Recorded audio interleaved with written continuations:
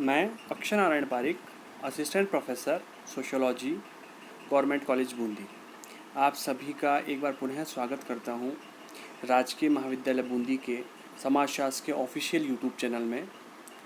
प्यारे विद्यार्थियों, आज का ये वीडियो एक ऐसे विचारक के बारे में है, एक ऐसी या ये कहें कि समाजशास्त्रीय जगत में एक ऐसी शख्सियत के बारे में है जिन्होंने समाजशास्त्र विषय की स्थापना के पश्चात अपना ऐसा महत्वपूर्ण योगदान दिया है समाजशास्त्र के विकास में जिसे कभी भुलाया नहीं जा सकता।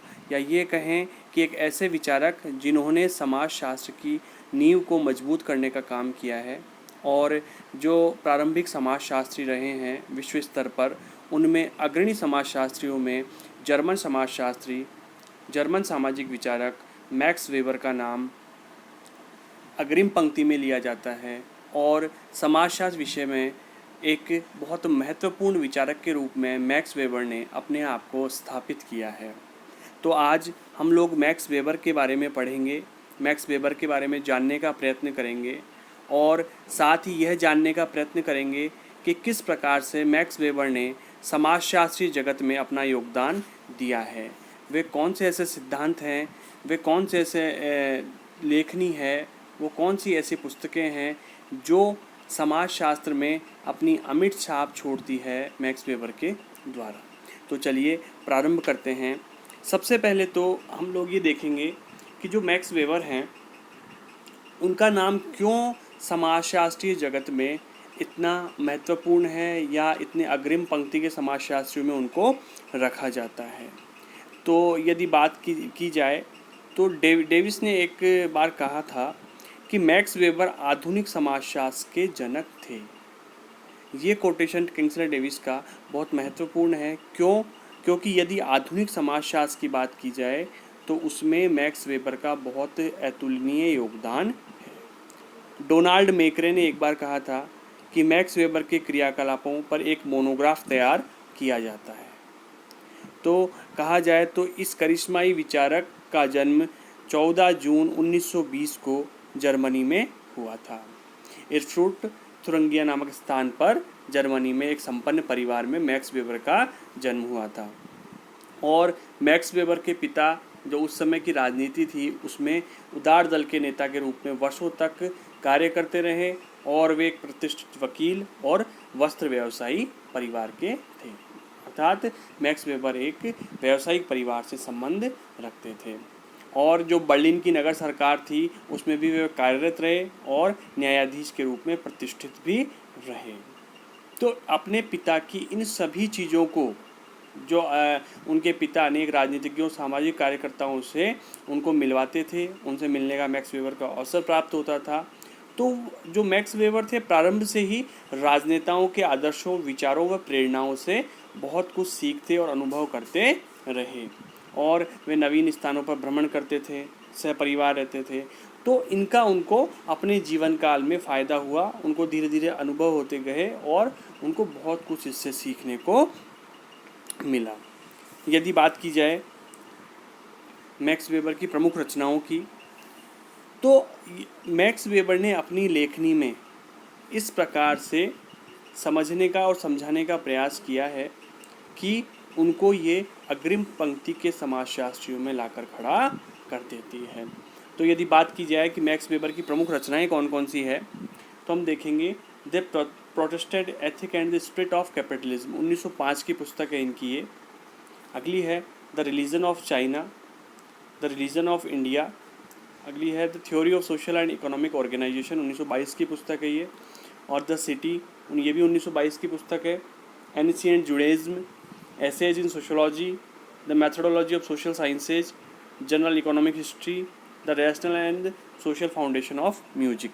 ये इनकी प्रमुख रचनाओं में आती है जिनसे मैक्स वेबर को याद किया जाता है। अब बात करें कि इन रचनाओं के अतिरिक्त मैक्स वेबर ने वे कौन से ऐसे कार्य किए हैं जिससे वे समाजशास्त्रीय जगत में प्रसिद्ध हैं। पहला है समाजशास्त्र का स्वरूप, अध्ययन क्षेत्र और अध्ययन विधि। मैक्स वेबर ने समाजशास्त्र का जो क्षेत्र है, जो स्वरूप है और जो मेथोडोलॉजी है, उन तीनों के बारे में ही विस्तृत चर्चा की है। साथ ही दूसरा है सामाजिक क्रिया। यदि बात की जाए कि मैक्स वेबर को यदि हम पढ़ते हैं और उनकी सामाजिक क्रिया को हम नहीं पढ़ते हैं या उनकी सामाजिक क्रिया को मैक्स वेबर के लेखनी में से हटा दिया जाता है, तो मैक्स वेबर की लेखनी काफ़ी हद तक अपूर्ण सी लगती है। क्यों? क्योंकि मैक्स वेबर ने सामाजिक क्रिया का जो सिद्धांत दिया, सामाजिक क्रिया के बारे में बताया, वो उनका एक महत्वपूर्ण लेखनों में से एक है, जिसकी चर्चा हम आने वाले अध्यायों में, आने वाले वीडियोज़ में करेंगे। अगला है धर्मों की संरचना, उनकी आधार पद्धति और पूंजीवादी चेतना। यदि बात की जाए तो मैक्स वेबर ने जो विभिन्न धर्मों का अध्ययन किया है, उन धर्मों के बारे में बहुत विस्तृत रूप से उन्होंने बताया है, विस्तृत रूप से उनका अध्ययन किया है और उन पे पुस्तकें भी लिखी है, जैसा कि हमने अभी पहले पढ़ा। अगला है सामाजिक आर्थिक संगठनों का सिद्धांत, जिसके अंदर नौकरशाही है, आर्थिक संगठन है, राजनीतिक दल है, इन सब के बारे में भी विस्तृत चर्चा मैक्स वेबर ने की लेखनी में देखने को मिलती है। अगला है सत्ता, प्राधिकार और इसकी वैधता की धारणा। सत्ता, शक्ति और इसकी वैधता पर भी मैक्स वेबर ने काफ़ी कुछ लिखा है।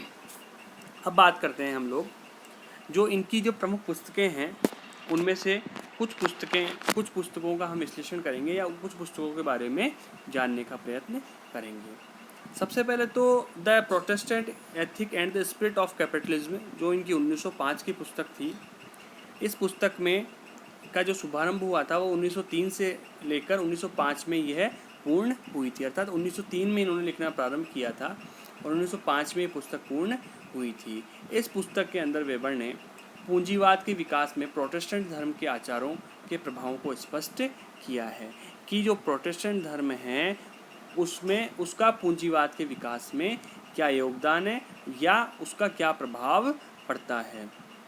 और वेबर के द्वारा पूंजीवाद के विकास में जो प्रोटेस्टेंट धर्म है उसके आधारों का प्रत्यक्ष संबंध मानने के पक्ष में है कि प्रत्यक्ष रूप से प्रोटेस्टेंट जो धर्म है वो पूंजीवाद के विकास में अपनी भूमिका निभाता है।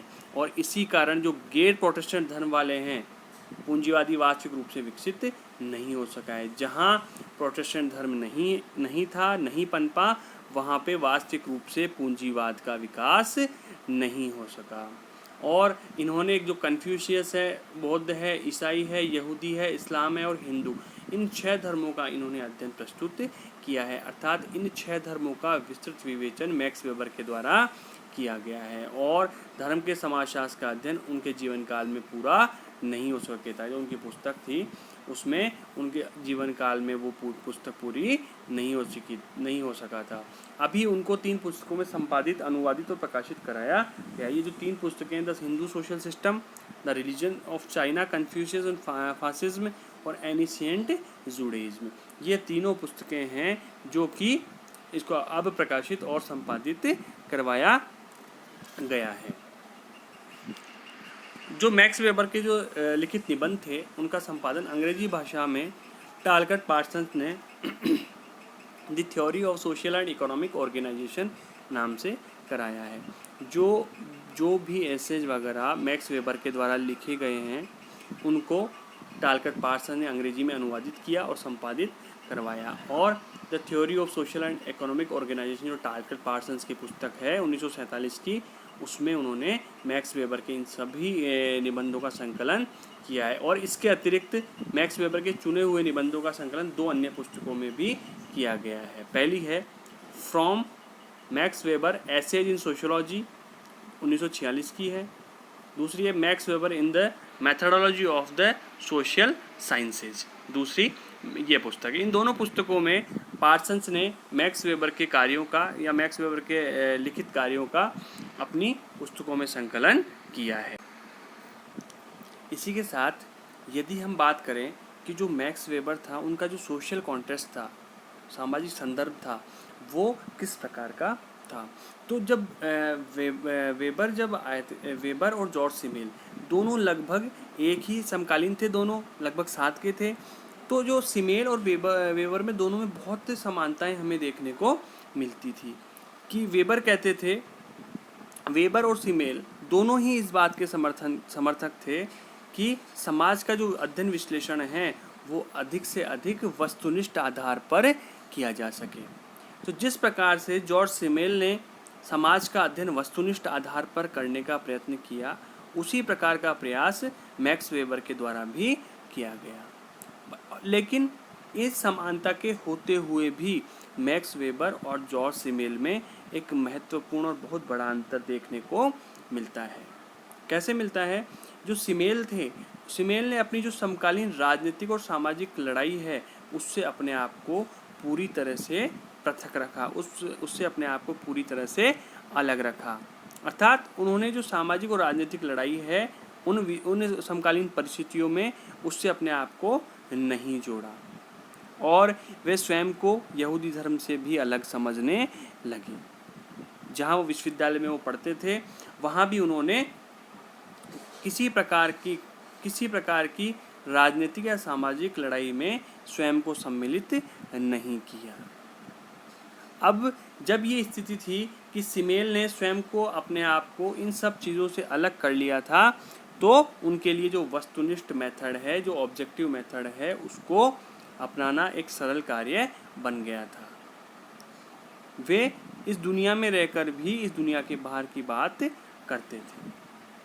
परंतु वेबर और सिमेल दोनों का जो एक महत्वपूर्ण अंतर है, वो अंतर ये था कि वेबर ऐसा नहीं कर पाए थे। उनके सामने अपने युग के अनेक राजनीतिक और सामाजिक मुद्दे थे, वह मुद्दे सिमेल के सामने भी थे, परंतु सिमेल इन मुद्दों से पीछे हटे और वेबर ने अपने पूरे दमखम के साथ इनका मुकाबला किया।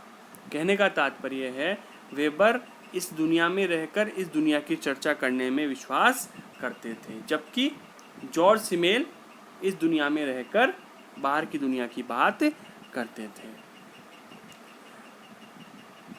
तो आज की इस वीडियो में बस इतना ही। अगले वीडियो में हम लोग ये चर्चा करेंगे कि जो मैक्स वेबर ने अनेक सिद्धांत दिए, अनेक लेख लिखे या अपनी जो लेखनी लिखी, उसके अंतर्गत उन्होंने क्या क्या बातें बताई। जैसे सामाजिक क्रिया का सिद्धांत दिया, चाहे नौकरशाही का सिद्धांत दिया, नौकरशाही के बारे में उन्होंने क्या बताया। इन सभी मुद्दों के बारे में हम लोग आने वाले वीडियो में चर्चा करेंगे। तो आज के लिए बस इतना ही। धन्यवाद।